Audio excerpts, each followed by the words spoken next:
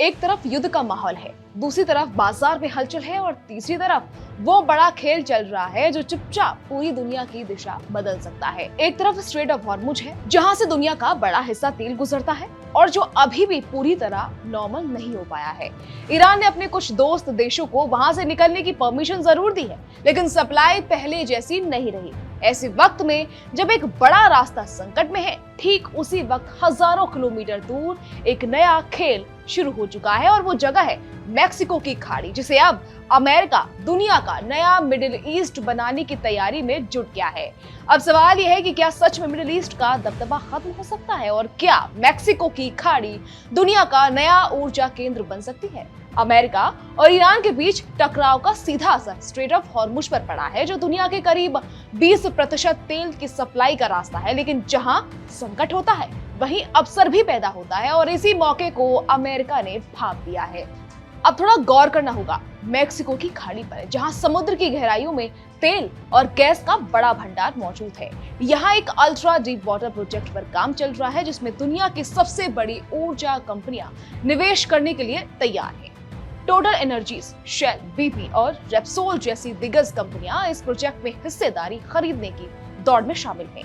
ये कंपनियां सिर्फ बिजनेस नहीं करती, बल्कि दुनिया की ऊर्जा स्ट्रेटेजी को भी इफेक्ट करती हैं और जब ये किसी जगह पर दांव लगाती हैं, तो उसका मतलब होता है कि वहां भविष्य में बड़ा बदलाव आने वाला है। इस पूरे खेल का केंद्र है शेननडोह ऑयल फील्ड, जो समंदर की करीब 30,000 फीट गहराई में स्थित है। इतनी गहराई में पहुंचना और वहां से तेल निकालना किसी चुनौती से कम नहीं है, क्योंकि वहां का प्रेशर करीब 20,000 PSI तक पहुंच जाता है, जो नॉर्मल परिस्थितियों से कई गुना ज्यादा है। इसके बावजूद यहाँ से उत्पादन शुरू हो चुका है और हर दिन करीब 1 लाख बैरल तेल निकाला जा रहा है। ये सिर्फ शुरुआत है और अगर उत्पादन अपनी पूरी क्षमता तक पहुंचता है तो ये आंकड़ा और भी बढ़ सकता है। इसी वजह से इस प्रोजेक्ट के मौजूदा मालिक अपनी 51% हिस्सेदारी बेचने की तैयारी में है और इसके लिए जल्द ही बड़ी बोली लग सकती है, जिसमें मिडिल ईस्ट और एशिया के बड़े खिलाड़ी भी शामिल हो सकते हैं। अब अगर इसे पूरे घटनाक्रम को ग्लोबल पॉलिटिक्स से जोड़कर देखें तो तस्वीर और क्लियर हो जाती है। मिडिल ईस्ट लंबे वक्त से दुनिया का सबसे बड़ा तेल केंद्र रहा है, लेकिन वहां हमेशा एक जोखिम बना रहता है, चाहे वो युद्ध का हो, राजनीतिक तनाव का हो या क्षेत्रीय अस्थिरता का।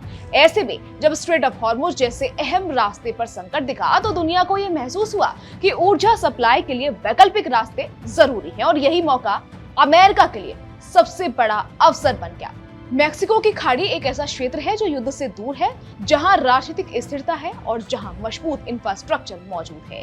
अब बात भारत की करें तो ये पूरी कहानी भारत के लिए काफी इंपॉर्टेंट है। भारत दुनिया के सबसे तेजी से बढ़ते ऊर्जा उपभोक्ताओं में से एक है और उसे लगातार बड़ी मात्रा में तेल और गैस की जरूरत होती है। ऐसे में अगर भारत को एक ऐसा सप्लायर मिलता है जो स्थिर हो, जहां से सप्लाई बिना रुकावट के मिल सके और जहां कीमतों में ज्यादा उतार चढ़ाव ना हो, तो ये भारत की ऊर्जा सुरक्षा के लिए बहुत बड़ा फायदा हो सकता है। अगर मैक्सिको की खाड़ी से बड़े पैमाने पर तेल और गैस की सप्लाई शुरू होती है तो भारत अपनी मिडिल ईस्ट पर निर्भरता को कम कर सकता है और अपने आयात के स्रोतों को वेरियस बना सकता है, जिससे फ्यूचर में किसी भी संकट का असर कम होगा। इस कहानी में एक और खास बात है इन्वेस्टमेंट और टेक्नोलॉजी की। इतनी गहराई में जाकर तेल निकालना आसान नहीं है और इसके लिए अत्याधुनिक तकनीक की जरूरत होती है। साथ ही इस सेक्टर में अरबों डॉलर का निवेश आने की संभावना है, जिससे वैश्विक ऊर्जा बाजार में बड़ा बदलाव देखने को मिल सकता है। हालांकि इस पूरे मामले में जोखिम भी कम नहीं है। इतनी गहराई में ड्रिलिंग करना एनवायरनमेंट के लिहाज से खतरनाक हो सकता है और अगर कोई दुर्घटना होती है तो उसका असर बहुत बड़े क्षेत्र पर पड़ सकता है। इसके अलावा अगर मिडिल ईस्ट में हालात सुधर जाते हैं तो वहां से सस्ता तेल फिर से बाजार में आ सकता है, जिससे अमेरिका के इस प्रोजेक्ट को कंपटीशन का सामना करना पड़ सकता है।